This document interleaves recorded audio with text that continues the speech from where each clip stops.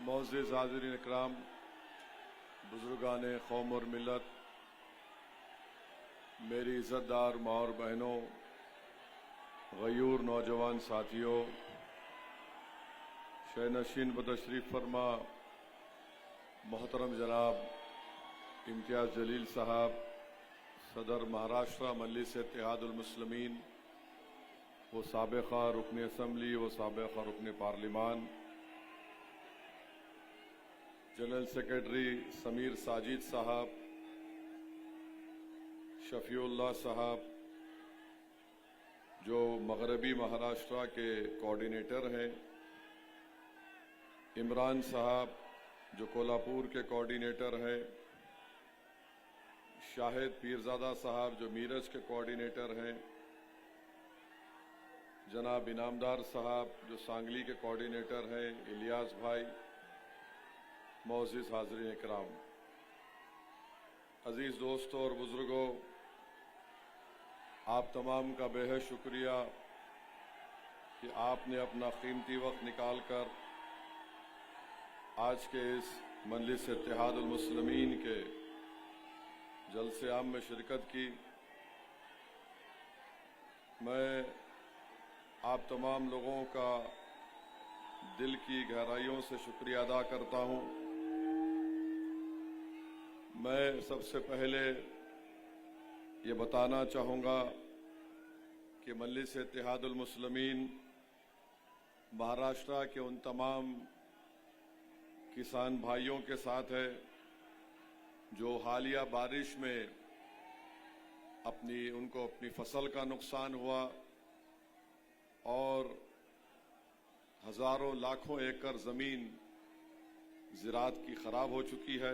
खास तौर से बीड, सोलापुर, नांदेड़, यवतमहल, अहमदनगर, मराठवाड़ा के इलाके में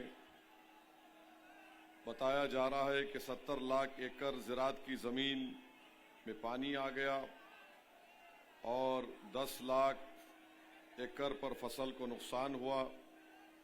नांदेड़ में 18 लाख फसल की ज़मीन बारिश की वजह से तबाह बर्बाद हो गई। मैं उन तमाम किसान भाइयों के साथ जिनका बहुत बड़ा नुकसान हुआ है, मजलिस उनके साथ ठहरी है। हम महाराष्ट्र सरकार के साथ भी है और उनसे ये मुतालबा करते हैं कि महाराष्ट्र के मुख्यमंत्री, महाराष्ट्र का एडमिनिस्ट्रेशन फौरन उनको कंपनसेशन दे और जो किसान भाइयों का मेन मुतालबा है कि इसको वेट ड्रॉट डिक्लेयर किया जाए और हुकूमत का काम ये है कि वो फौरन इन किसानों की मदद करे। हम ऐसे ऐसे मंजर देख रहे हैं। भाई आप नारे लगा लो, मैं बैठ जाता हूँ। आप नारे लगा लो, मैं बैठता हूँ। या तो आप सुनो मेरी बात को, आपको नारे लगाने का शौक है, नारे लगा लो, हम आपके नारे सुनते।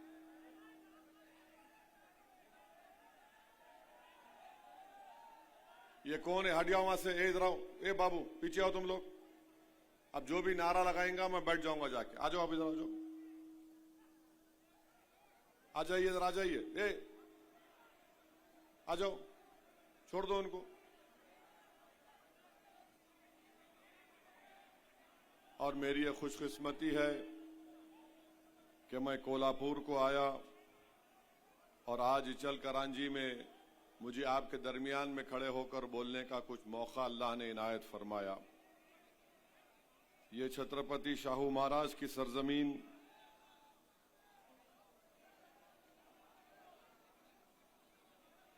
ये छत्रपति शाहू महाराज की सरजमीन जिन्होंने अनटचेबिलिटी का खात्मा किया, जो महात्मा फूले की फिक्र से मुतासिर हुए, जिन्होंने 1912 में बुनियादी तालीम का आगाज किया और फिर 1917 में उसको फ्री कर दिया। 50% रिजर्वेशन तालीमी इदारों में और हुकूमत में उन्होंने नाफिज किया दलित, ओबीसी, मुसलमान माइनॉरिटीज के लिए। और बाबा साहेब अम्बेडकर को संविधान में रिजर्वेशन का आइडिया बाबा साहब को यहीं से मिला। 1920 मई में छत्रपति शाहू महाराज ने all India backward class conference मुनक्कद की और बाबा साहेब अम्बेडकर से कहा कि इसके चेयरमैन आप होंगे। और 1906 में मोहम्मदन एजुकेशन सोसाइटी का क़याम अमल में लाया। छत्रपति शाहू महाराज की सोच और फिक्र से तिलक और श्रीपद अमृत दांगे, जो कम्युनिस्ट पार्टी ऑफ इंडिया के फाउंडर थे, वो परेशान थे और बाबा साहेब अम्बेडकर ने उनको समाजी जमहूरियत का सुतून करार दिया था छत्रपति शाहू महाराज को। मैं आपको ये भी बताना चाहूंगा कि मजलिस इत्तेहादुल मुस्लिमीन आने वाले बल्दिया के इंतखाबात में आजरा में मुकाबला करेगी, इचल करांजी में मुकाबला करेगी, कोल्हापुर में मुकाबला करेगी और कुरुन वार्ड में भी इंशाअल्लाह ताला हम लोग इलेक्शन में हिस्सा लेंगे। मेरे अजीज दोस्तों और बुजुर्गों, मैं आपको ये बात बताना चाह रहा हूं कि हमारे वतन अजीज में हम देख रहे हैं कि पहलगाम का हमला हुआ, जहां पर हमारे 26 भारत के सिटीजन्स को, नागरिकों को पाकिस्तान से आए हुए टेररिस्ट ने उनको सिर्फ इस बुनियाद पर गोली मारकर उनकी जान ले ली, उनके परिवार और उनकी बीवियों के सामने, कि उनका मजहब हिंदू थे, हिंदुइज्म था। हम तमाम ने उसकी मजम्मत की।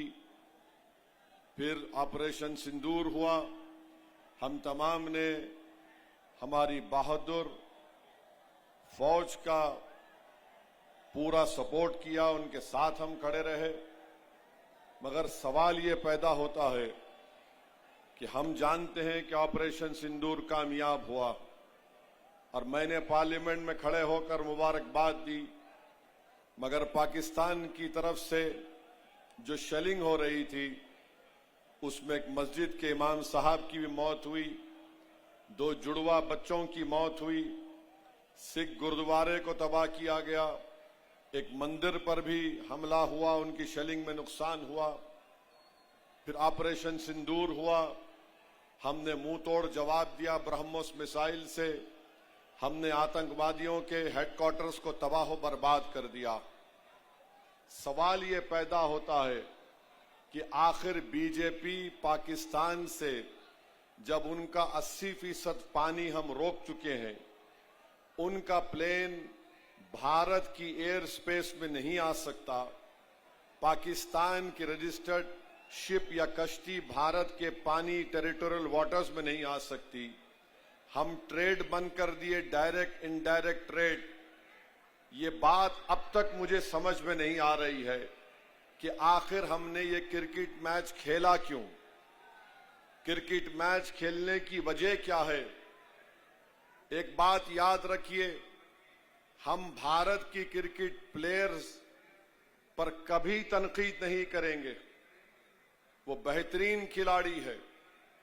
हम जब इंग्लैंड में इंग्लैंड को हरा दिए, ये पाकिस्तान तो चूचू का मुरब्बा है क्रिकेट मैच में।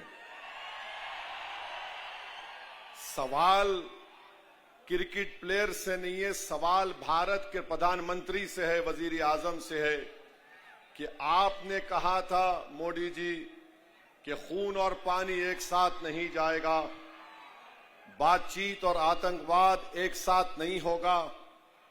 तो फिर 26 भारत के लोगों को पहलगाम में मारकर चले गए और आप खुद कह रहे हैं कि ऑपरेशन सिंदूर जारी है, तो फिर हमने क्रिकेट मैच क्यों खेला।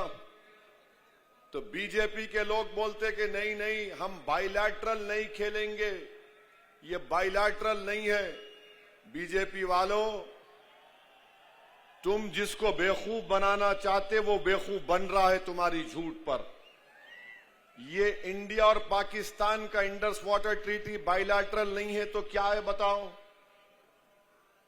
जब तुम पानी बंद कर सकते तो तुम क्रिकेट मैच क्यों खेल रहे? नहीं हमारा फुला है। अरे अगर एक एशिया कप नहीं खेलते हम तो कौन सा आसमान सर पे गिर जाता?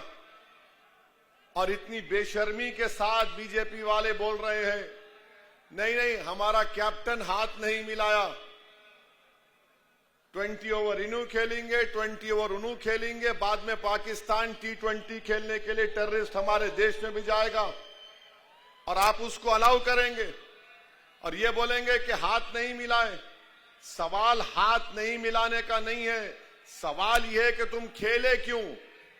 भारत के 26 लोग जो मर गए उनकी जान की कीमत क्या है बताओ आरएसएस बीजेपी वालों? 26 भारत के नागरिक की जान की कीमत क्या है?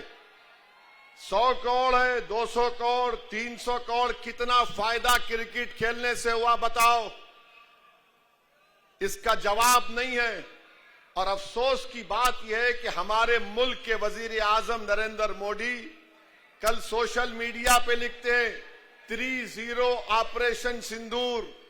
मोदी जी बाज वक्त ऐसा लगता है कि ज़ईफी आप पे गलबा हासिल कर रही है। ऑपरेशन सिंदूर जो था वो हमारी फौज एयरफोर्स का था, उसको उनकी तौहीन आप कर रहे हैं। फौज एयरफोर्स की उनकी बहादुरी को आप एक क्रिकेट प्लेयर से मिला रहे हैं, क्रिकेट मैच से, जो अपनी जान दे रहे हैं हवाओं में हमारा एयरक्राफ्ट उड़ा रहे। जो फौज खड़ी भी है बॉर्डर पर, गोले बारूद उन पर बारूद का हमला हो रहा है और हमारे प्रधानमंत्री बोल रहे 3-0 ऑपरेशन सिंदूर। अरे क्रिकेट मैच को फौज और एयरफोर्स से कैसा मिला रहे देश के प्रधानमंत्री? अजीब और गरीब बात है। अरे बीजेपी वाले ऐसे अंधभक्त है, वाह वाह वाह वाह, थाली थाली। मेरे भाई थाली बजाने से पहले एक बात सोचो, अगर वो 26 मरने वालों में तुम्हारी बेटी होती, तुम्हारा दामाद होता, तुम्हारा बेटा होता, तुम देखते क्रिकेट मैच? नेशनलिज्म की बात करने वालों, चुल्लू भर पानी में डूबो, तुम्हारा जमीर मर चुका है। तुम सिर्फ दौलत को देखकर क्रिकेट मैच खेलते हो। भाड़ में जाए वो एशिया कप नहीं खेलते थे हम एक फर्म मैसेज देते सारी दुनिया को। जब हम अक़वाम मुत्तहिदा में खड़े होकर जयशंकर पाकिस्तान के ऊपर बोल सकते हैं तो क्रिकेट मैच क्यों खेले? नहीं खेलना था पाकिस्तान से। अरे एक एशिया कप नहीं खेलते तो पाकिस्तान टाई हो जाता, परेशान हो जाता और नुकसान उनका होता, हमारा नहीं होता। हमारी तो 3-4 ट्रिलियन की इकोनॉमी, प्रधानमंत्री खुद बोलते ना। और क्रिकेट मैच खेल के प्रधानमंत्री लिख रहे 3-0। क्या तौहीन है हमारी फौज की, हमारे बहादुर एयरफोर्स की। क्या सोच रहा होगा वो पायलट जिसने ब्रह्मोस मिसाइल मारकर पाकिस्तान के 9 एयर स्ट्रिप एयरपोर्ट को बर्बाद कर दिया? क्या सोच रहे होंगे वो जवान जो आए दिन पाकिस्तान की फौज की गोला बारूद का मुकाबला करते हैं कि हमारी बहादुरी और कुर्बानी को क्रिकेट मैच से मिला दिए? वाह प्रधानमंत्री, आपका नेशनलिज्म बहुत खूब। बीजेपी वालों, तुम अब बैंड बाजा की कंपनी बन चुके हो, बजाओ बाजा। पाकिस्तान, अरे पाकिस्तान मारा हमको, टेररिज्म हमारे पास कर रहे और क्रिकेट मैच को वाहवा वाहवा हो रहे। ये मुल्क है, ये मुल्क की इस तरह से हम इंटरनल सिक्योरिटी को, एक्सटर्नल थ्रेट्स को देखेंगे? अजीब और गरीब मामला। बहरहाल मेरे अजीज दोस्तों और बुजुर्गों, बीजेपी एक्सपोज हो चुकी है क्रिकेट मैच खेलकर। बीजेपी बुरी तरह एक्सपोज हो चुकी है और वो व्हाइट हाउस में बैठा हुआ है, बात करे कि मैं जंग रुकाया, मैं जंग रुकाया, मैं जंग रुकाया, मैं जंग रुकाया। अरे क्या तो भी खा के बोलता नहीं मालूम उन्हें। माने एक ही तोते की तरह मैं जंग रुकाया। अबे तू जंग रुकाया तो रुका, फलस्तीनियों पे जंग रुका। 65,000 फलस्तीनी मारे गए। 65,000। अच्छा, ट्रंप बोल रहा है, एक मिनट सुनिए, ट्रंप हमारे पास 50% टैरिफ लगा दिया। गुजरात के सूरत में हमारे डायमंड इंडस्ट्री में लोगों की नौकरी चले गई।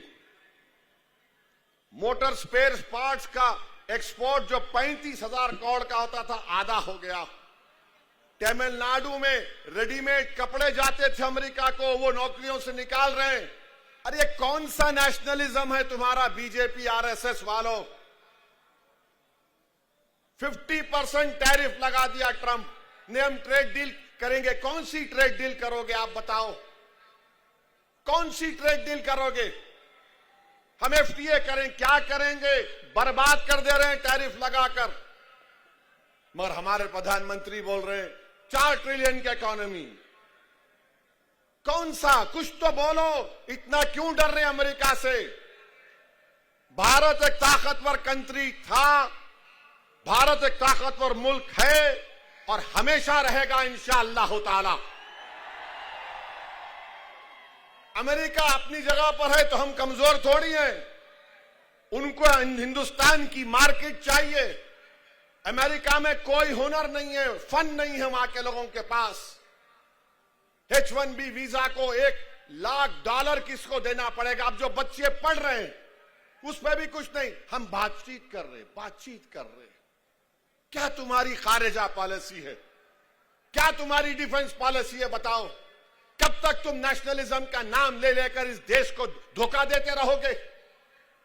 मेरे अजीज दोस्तों और बुजुर्गों, ये इनका चेहरा। और जो लोग इम्तियाज साहब बोल रहे थे कि असदुद्दीन ओवैसी कोल्हापुर को नहीं आना, इचल करांजी को नहीं आना। बाबू एक बात सुनो, आप बच्चे हैं, तुम्हारे मुंह के अंदर दूध के दांत भी नहीं निकले अभी।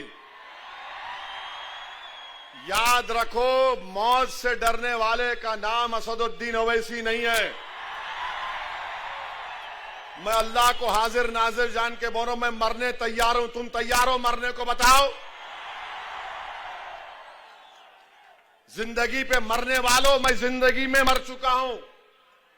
मारे कर देंगे। अरे क्या छोटा बच्चा हूं, मुर्गी का बच्चा हूं, नहीं आना।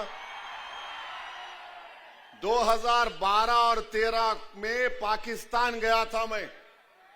यशवंत सिन्हा, मणिशंकर अय्यर, पूरे बीजेपी के एमपी भी थे।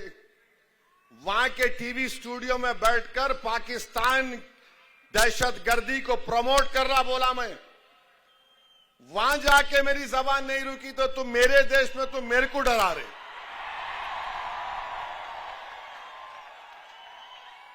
अभी दूध पियो बॉटल से, ये उम्र नहीं है तुम्हारी। हम तुम्हारे बड़ों से मुकाबला कर रहे, बच्चे बीच में नहीं आना। क्या तमाशा है भारत का? नहीं ये नहीं आना, आते क्या करते? कोई बात है? अच्छा हम यहां पे हम पहुंचे, हमको लव लेटर मिल गया है 169 BNSS हजरत पुलिस हमको दे दी। हम समझे हमारे ससुरे हैदराबाद में ससुराल, यहां भी निकला। अब ये तो कोई हेट स्पीच नहीं होंगी, नाराज तो नहीं होंगे हमारे पुलिस के इंस्पेक्टर साहब जो हमारे को लव लेटर दिए। नहीं, आप हेट स्पीच नहीं देना। हेट स्पीच कहां दिया मैं? हेट स्पीच जो दे रहे उसमें तो आप कुछ नहीं कर रहे। आपके मुंह में दही जमा हुआ है जो गाली दे रहा रोज, आप उसको तो बोलते ही नहीं। क्या क्या नहीं बोलते रोज वो लोग, कुछ बोलते ही नहीं। वो जो एनिमल प्रोटेक्शन के नाम पर पूरे कुरैश बरादरी के कारोबार को बर्बाद कर दिया, उनको कुछ नहीं करते आप। नहीं, आप नहीं देना हेट स्पीच। अरे भाई साहब, मैं 2 मर्तबा का एमएलए हूं, 5 मर्तबा का मैं एमपी हूं। उसके बावजूद भी आप हमको नोटिस दे रहे। अब मैं घर को जाऊंगा तो मेरी बीवी को मालूम होगा कि यहां लव लेटर मिला, तो मेरी बीवी का क्या हाल होगा, सोचो इंस्पेक्टर साहब आप। ऐसा तो नहीं करना चाहिए ना आपको। आप इंटरनल फैमिली मैटर में क्यों आ रहे? आप खामोशी से बोलो आई लव यू, मैं समझ सकता हूं। ओपनली मोहब्बत का इकरार कर दे रहे आप। 56 इयर्स का हो चुका हूं माशाल्लाह से। ये उम्र में तो नहीं देना लव लेटर। ये बच्चों को दे मालूम, ये हमारे पीछे पड़ गए। जब कभी आए ये लो मैं लिख के दिया, I reject this notice because this violets my freedom of expression, which is a fundamental right under Article 19 of the Indian Constitution. कोई बात है? क्या क्या महाराष्ट्र में नहीं बोला जा रहा है? आप पकड़ते नहीं। मस्जिद शहीद कर दी, आप कुछ करे, पकड़े किसको हमको मालूम। तो ये ठीक नहीं है, ये ठीक नहीं है। हाँ मैं गुनाह करा, आप केस बुक करो, मेरे को बोलो रोक, यहां रोक लो मेरे को, मैं रुक जाता हूं। जेल में डाल दो, जो करते करो आप, मगर पहले से आपको कौन बोले? नहीं नहीं आके बोलेंगा। अरे कैसा बोलूंगा? अरे मैं भारत की नुमाइंदगी करने गया था अरब कंट्रीज में, बहरीन, आपके कुवैत, सऊदी अरेबिया, अल्जीरिया। पूछो बीजेपी के मेंबर से कि ओवैसी की जबान से क्या अल्फाज निकल रहे थे। पूछो हेड, डेलीगेशन हेड से। क्या तमाशा बना के रख दिया आप। आप मेरे को नोटिस देकर आप अपने इकबाल को कम कर रहे हैं। मेरा इकबाल कम नहीं होता, अल्लाह मुझे और इज्जत देगा इंशाअल्लाह ताला। आप ये बता रहे कि आप कितने बायस्ड हैं, कितने अनजस्ट हैं आप। रूल कानून का इतलाक सिर्फ मुझ पे होगा, दूसरों पर नहीं होगा। कानून तो सबके लिए है, दूसरों पे नहीं होगा इस्तेमाल। नहीं, एक शेरवानी टोपी दाढ़ी वाला पहन के आ रहा, उसको नोटिस देंगे, दो। फिर सुनो मैं क्या बोल रहा हूं। सो इस पे केस बुक करते, बुक करो, ले जाके जेल में डालते, डाल दो। मैं मरने को तैयार हूं इस कास्ट के लिए, इन गरीबों के लिए। मेरी जबान न जुल्म से खामोश होगी, मेरी जबान न जबर से खामोश होगी, मेरी जबान न गोलियों से खामोश होगी। हां, मौत मुझे खामोश कर सकती है, मगर मुझे यकीन है कि इंशाअल्लाह ताला मैं जमीन में अंदर चला भी जाऊंगा, मगर जो सोच और फिक्र इन नौजवानों को दे के जाऊंगा वो मुझसे ज्यादा काबिल होंगे। याद रखो, पुकार पुकार कर मेरा पैगाम लेके जाएंगे। अजीब मामला है मेरे अजीज दोस्तों और बुजुर्गों। और ये जो पोस्टर निकाला गया है नबी करीम सल्लल्लाहु अलैहि वसल्लम के बारे में, मैं नौजवानों को बोल रहा हूं, अगर आप मोहम्मद सल्लल्लाहु अलैहि वसल्लम से मोहब्बत करते हैं, कितने लोग आई लव मोहम्मद बोलते? हाथ उठाओ। आप लोग पूरी 5 वक्त की नमाज पढ़ रहे? सही सही बोलो, अल्लाह उसका रसूल देख रहा। झूठ बोलते या सच बोलते? कितने शादीशुदा लोग अपनी बीवी पे हाथ उठाते? बोलो।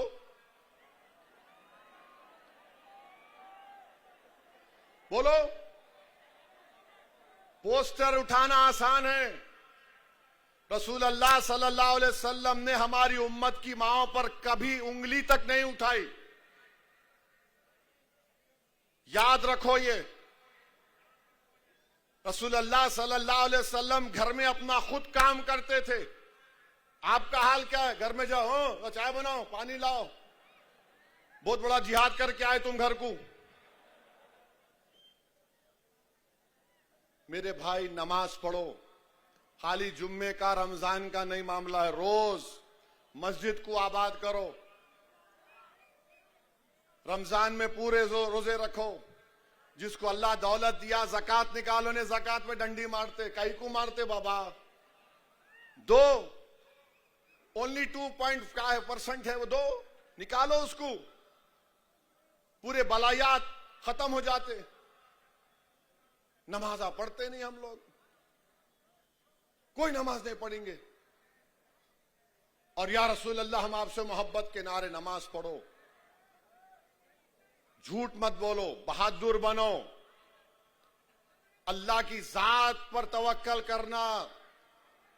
अल्लाह ही हमारी हिफाजत करने वाला है, डरना किसी माइका लाल से नहीं है। हम और आप रसूल अल्लाह सल्लल्लाहु अलैहि वसल्लम के गुलामों के गुलाम हैं। तो गुलाम कैसा रहता आका के सामने अपने? हम आका के चाहने वाले हैं, वो हमारे महबूब हैं, वो अल्लाह के हबीब हैं। अपने किरदार को देख लो, बशमूल मेरे। अल्लाह हम सबको तौफीक दे। हमारी बेटियों से कहना चाह रहा हूं, हमारी उम्मत की माएं कैसा रहती थी रसूलुल्लाह सल्लल्लाहु अलैहि वसल्लम के साथ? क्या कोई उनको देख सकता था? नहीं देख सकता था। मगर क्या उनको रोक दिया गया कि तालीम हासिल मत करो? हमारी उम्मत की मां हज़रत आयशा सिद्दीक़ा कितने अहादीस के रावी हैं, फने तिब जानती थी वो। हमारी बेटियों को देखना है, सिर्फ पोस्टर उठाने से नहीं, याद रखो, पूछोगी तुम्हारी एक एक हरकत की उस दिन हशर के मैदान में पूछोगी। तुम अपने मां बाप से कैसा रहते हो बताओ? तुम अपने बाप के मरने के बाद जायदाद पे लड़ते क्यों हो? तुम्हारे खानदान में दीवारें क्यों उठ जाती बताओ मेरे को? ये हो रहा है। आई लव मोहम्मद बोल रहे तो फिर सल्लल्लाहु अलैहि वसल्लम बोल रहे तो रोकना चाहिए। याद रखो, हजरत उवैस करनी रज़ी अल्लाह ताला अन्हु आशिक रसूल हैं। अब रसूलुल्लाह सल्लल्लाहु अलैहि वसल्लम को जाकर मिल नहीं सके, देख नहीं सके। क्यों नहीं देख सके? क्योंकि आका ने कहा तुम्हारी मां ज़ईफ है, मां का ख्याल रखो। तुम कभी अपनी अम्मा की तरफ देखते, पूछते उसको, जो घर में बैठी बैठी तुम्हारे लिए इंतजार करती है, तुम्हारे लिए दुआ करती है। अम्मा बूढ़ी हो गई तो नौकरानी बन गई घर में, बाप बूढ़ा हो गया तो बोझ बन गया हमारे लिए। हजरत उवैस करनी नहीं गए अपनी मां की वजह से। यमन में मालूम हुआ कि रसूलुल्लाह सल्लल्लाहु अलैहि वसल्लम के जंग उहद में या किसी में जंग में दांत शहीद हो गए, अपने पूरे दांतों को तोड़ लिए। ये दांत शहीद होगा, ये दांत, इसको बोलते इश्क। खाली पोस्टर उठाने से मोहब्बत के दावे नहीं होते, अमल करना पड़ेगा। तुमको बेखौफ होना पड़ेगा। तुमको देखकर शैतान भाग जाए ऐसा तुमको बनना पड़ेगा इंशाअल्लाह ताला। शैतान और उसके पूरे चाहने वाले, ये तबीयत को पैदा करो। इश्क किसको बोलते मेरे भाई? इश्क किसी को बोलते? हम आशिक हैं तो इश्क के मजाहरे करो। इच्चल करांजी में माशरे को अच्छा करो। मुसलमान है तो शराब उसके करीब नहीं आना, मुसलमान है तो ड्रग उसके करीब नहीं आना। आप सिगरेट लेके पुड़ी निकाल रहे, क्या है ये?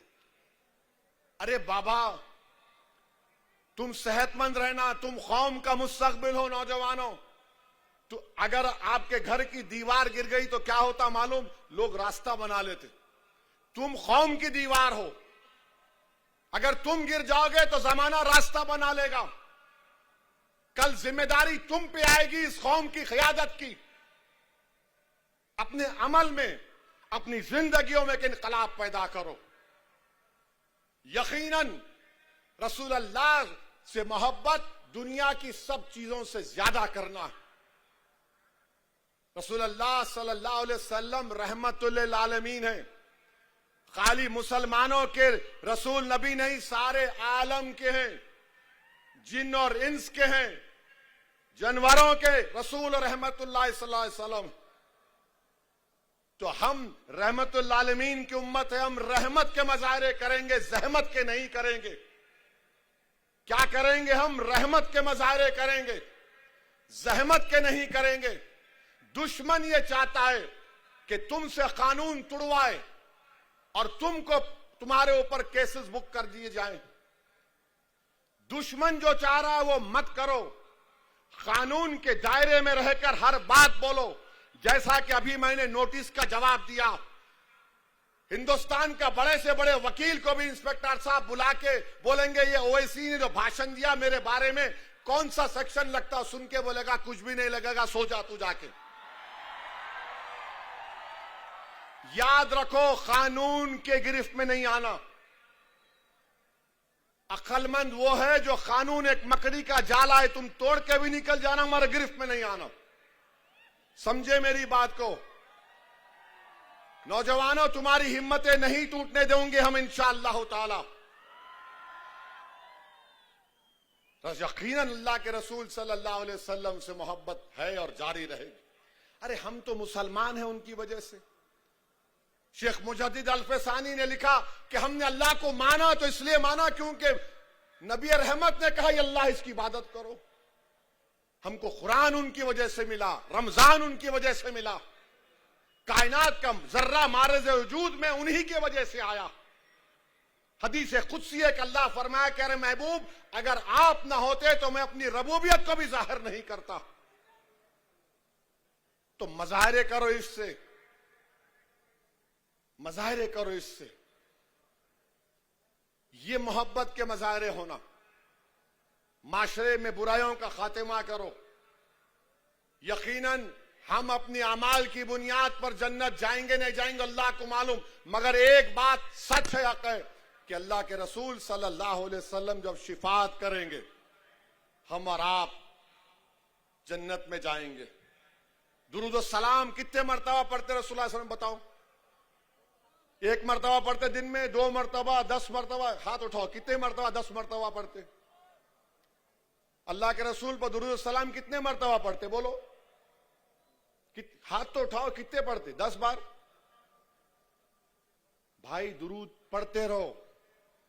तुम एक बार दुरूद पढ़ेंगे रसूलुल्लाह सल्लल्लाहु अलैहि वसल्लम पे तो अल्लाह तुम्हारे 10 गुनाहों को माफ करता, तुम्हारे 10 दर्जात को बुलंद करता,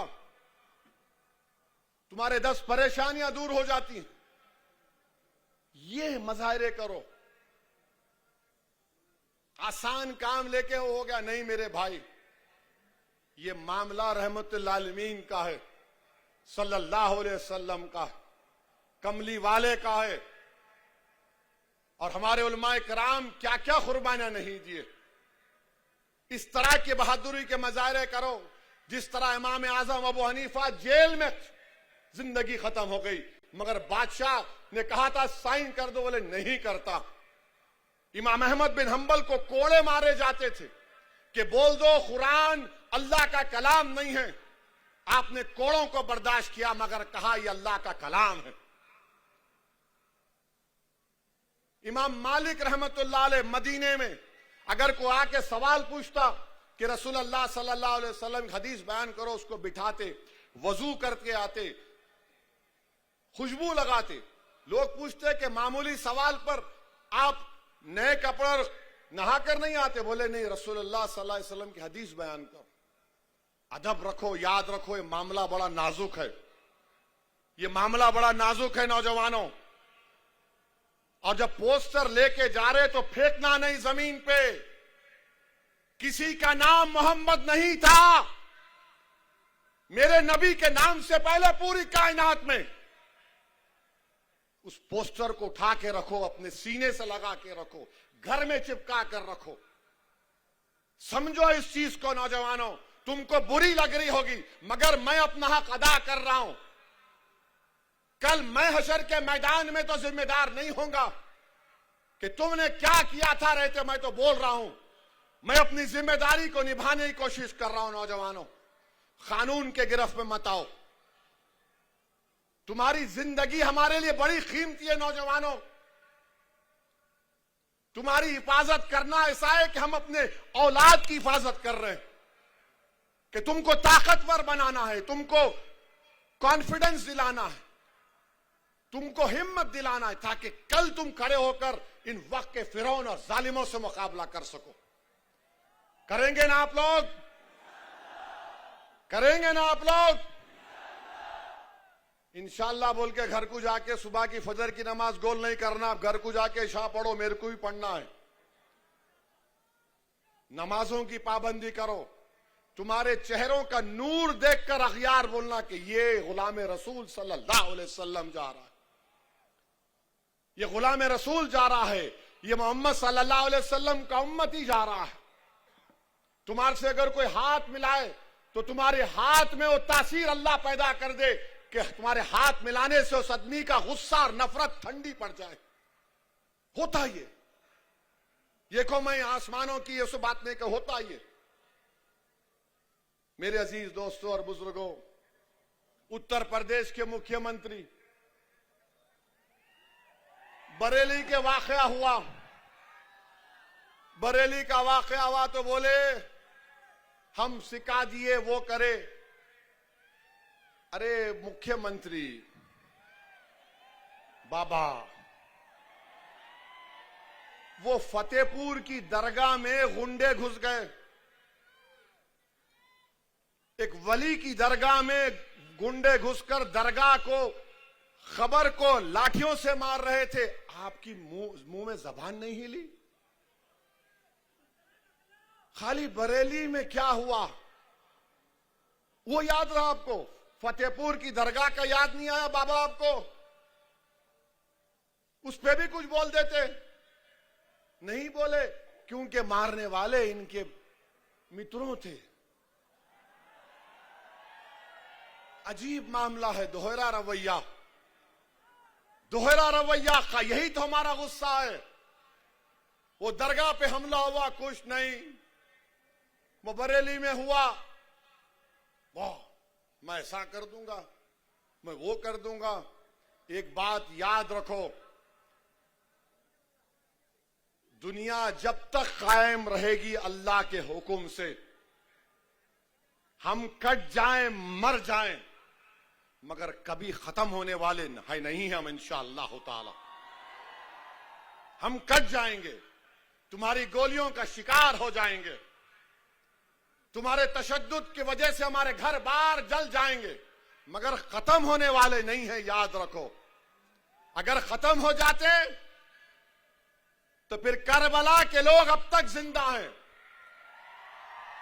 इमाम हुसैन जिंदा है, अहले बैत जिंदा है, और यजीद मलून मुर्दा है।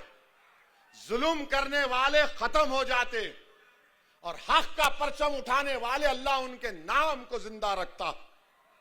तो आपको और हमको डरने की जरूरत नहीं है। फिरौन भी बड़ा दावा करता था कि मेरी हुकूमत है, नमरूद भी बड़ा दावा करता था मेरी हुकूमत है, मैं आग में इब्राहिम को डाल दूंगा। दुनिया ने देख लिया कि नमरूद की हुकूमत खत्म हुई, फिरौन की हुकूमत खत्म हुई, यजीद पलीद खत्म हो गया। ये जुल्म करने वालों की थोड़े दिन बाकी है, अल्लाह जानता। मगर अपनी हिम्मतों को बुलंद रखिए, डरने और घबराने की जरूरत नहीं है।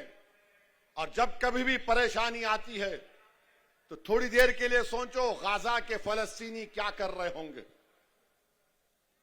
65,000 मर चुके हैं, 65,000। और मां बोलती है बेटे की जनाजे के सामने खड़े होकर, बेटा मैंने तुझे बैतुल मुकद्दस मस्जिद अक्सा के लिए शहीद किया, जा रसूलुल्लाह सल्लल्लाहु अलैहि वसल्लम को मेरा भी सलाम पहुंचाना। बाप बेटे की लाश को देखकर कहता है, छोटे बच्चों की लाश को बाप कहता है, या अल्लाह तेरे हक के लिए मैं कुर्बान कर दिया। और गूगल पर जाकर देखो, 65,000 गाजा में मर गए, एक आदमी भी खुदकुशी नहीं किया, एक भी खुदकुशी नहीं किया। आजकल तो साइकियाट्रिस्ट सबको बेवकूफ बना रहे। और यहां हम देखे तो अरे ऐसा हो गया, अरे वैसा हो गया। अरे मर्द बनो, हिम्मत वाले बनो। कुछ नहीं होता, अल्लाह हमारे लिए काफी है। हस्बुनल्लाहु निअमल वकील, अल्लाह हमारे लिए काफी है। अरे मसाइब के तूफान आएंगे, मगर जो सबर और साबित कदम रहेगा और हिम्मत नहीं छोड़ेगा, तुमको दुनिया में इज्जत या फिर कोई तकलीफ मिली होगी, मगर इसका अजर अल्लाह हशर में देगा। अल्लाह तुम्हारा हमारा इंशाअल्लाह ताला उसका अजर हशर के मैदान में देगा। और हम मोहम्मद सल्लल्लाहु अलैहि वसल्लम के उम्मती हैं। अल्लाह के रसूल सल्लल्लाहु अलैहि वसल्लम, हम खबर में जाएंगे, चेहरे मुबारक का दीदार करवाया जाएगा। सोचो क्या खुशखबरी होगी, क्या मजा आएगा जब रहमतुल आलमीन के चेहरों को देखोगे, जब चेहरे मुबारक को देखेंगे। क्या मंजर होगा जब हशर का मैदान होगा, सब रसूल नबी नफसी नफसी बोलेंगे और कमली वाले बोलेंगे मेरा उम्मती कहां है, मेरा उम्मती आओ। गुनाहगार को तलाश करेंगे।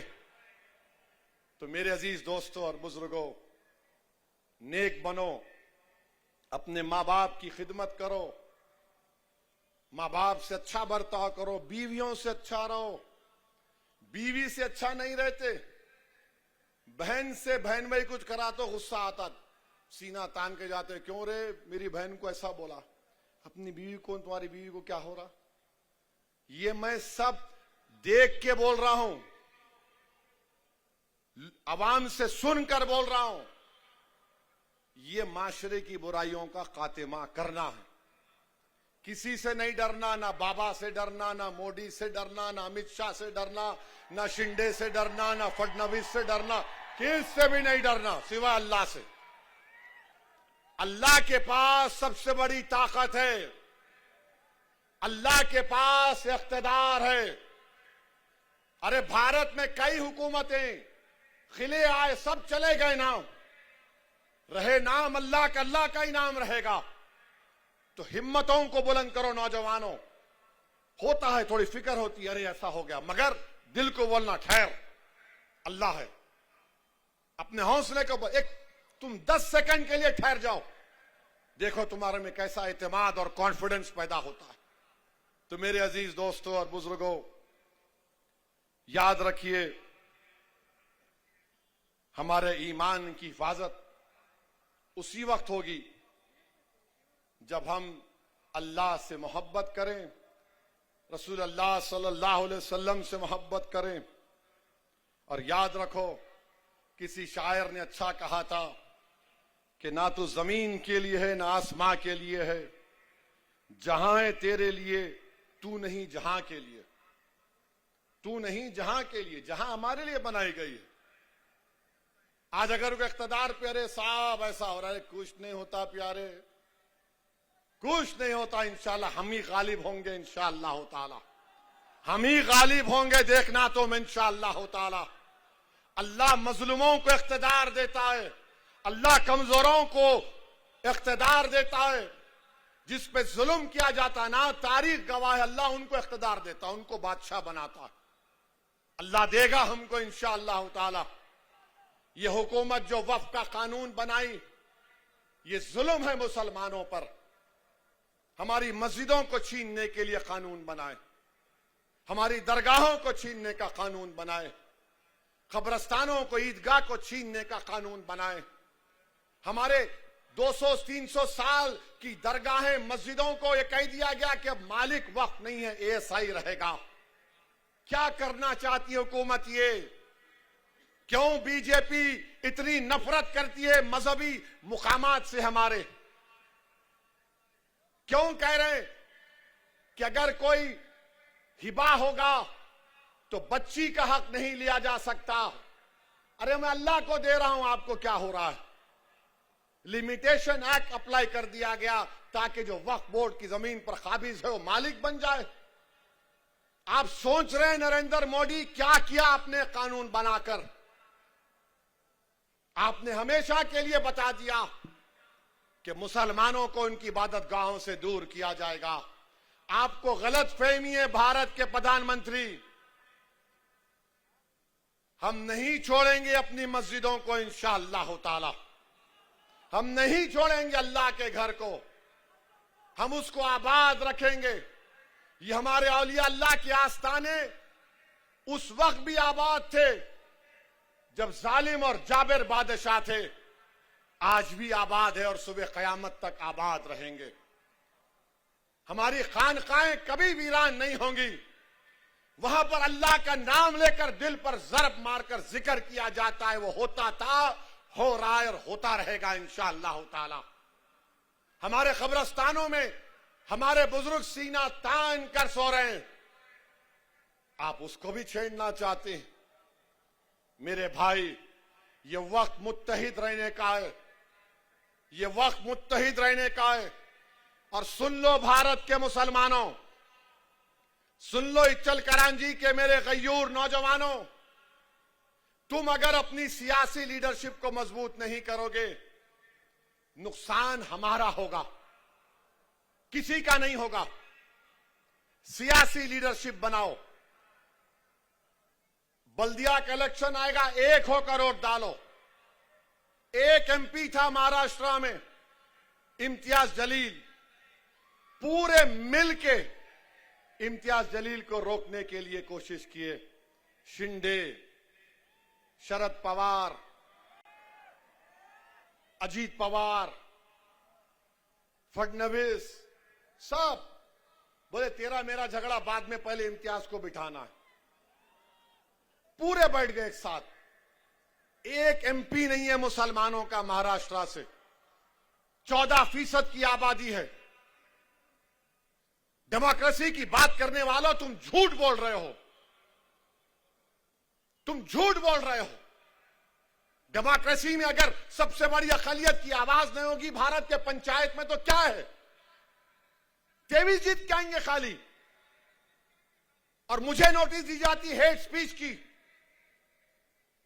भारत की पार्लियामेंट में आबादी के लिहाज से कम 55-60 मुस्लिम एमपी होने चाहिए। कौन कर रहा है? हम सिर्फ वोट डालने वाले बन गए। इलेक्शन आया, सेकुलरिज्म जिंदा रखो, वोट डालो और घर में जाके सो जाओ। मजलिस क्या कर रही है? पॉलिटिकल लीडरशिप बनाओ, वोटर मत बनो, सिटीजन विथ राइट्स बनो। सिटीजन विथ राइट्स बनो। वोटर बन गए तो सिर्फ वोट डाल के भूल जाओ। इच्चल करांची में पावर लूम है, आपके बरखी का, बिजली का रेट बढ़ गया, कोई फिक्र नहीं।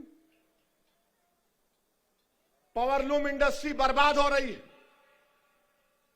तो सिटीजन विथ राइट्स बनो, ये मेरे हुकूक है। मैं सिर्फ वोट डालने वाला नहीं बनूंगा। और तुम कैसे बनोगे? तुम अगर ये so called political secular parties को वोट दोगे, तुम जाके नहीं पूछ सकते। तुम मजलिस पार्टी को वोट दोगे तो तुम आके असदुद्दीन ओवैसी का हाथ पकड़ के पूछ सकते, मेरा काम होता नहीं होता, मेरा काम आप करेंगे नहीं करेंगे। ये आपकी आवाज है। याद रखो, पॉलिटिकल लीडरशिप बनाओ। वो जरांगे पाटिल खाली एक धरना बैठा, 2 दिन 3 दिन, पूरा हुकूमत सामने आ गई उसके। आप खाली नारे मारेंगे, खव्वाल है, क्या है? कुछ असर होगा नहीं होगा। ताकत यही है कि तुम मुत्तहिद रहो। यकीनन बीजेपी को हराओ, मोदी को हराओ, फडणवीस को हटाओ, मगर ये बोझ सबको उठाना है। ये सब मिलके क्या करें? नहीं, तू ये ले ले, इसको तू हटा, हम बैठ के मलाई खाएंगे बाजू में। ये नहीं हो सकता मेरे भाई। नौजवानों, देश का मुस्तकबिल आप हैं। आपको उठना पड़ेगा, तभी हमको कामयाबी मिलेगी। इच्चल करांची में बहुत से मसाइल हैं। आप मजलिस के उम्मीदवारों को कामयाब करिए, इंशाअल्लाह ताला हम पूरे काम करवाएंगे। तो आने वाले इलेक्शन में आप पतंग के निशान पर वोट देंगे नहीं देंगे? नहीं, दम नहीं है तुम्हारी आवाज में। हमारी मां और बहनें भी हाथ उठा सकती। किसको वोट देंगे? और आजकल अजीत पवार बहुत ज्यादा है, उनके पार्टी के लोग वो ज्यादा ही बोल रहे हैं। ठीक है, सबके मुंह में जबान है, याद रखो, और मेरे मुंह में ज्यादा बड़ी लंबी जबान है। पतंग को वोट देंगे, पतंग को वोट देंगे, तो फोन की लाइट खोल के बताओ पतंग को वोट देंगे। खोलो फोन, बोलो पतंग को वोट देंगे, पतंग को वोट देंगे, मजलिस को कामयाब करेंगे। तो लगाओ मेरे साथ नारा, नारे तकबीर, मजलिस इत्तेहादुल मुस्लिमीन, मजलिस इत्तेहादुल मुस्लिमीन, महाराष्ट्र जिंदाबाद, महाराष्ट्र जिंदाबाद। अस्सलाम वालेकुम व रहमतुल्लाहि व बरकातुहू। एबीपी माझा, उघडा डोळे बघा नीट।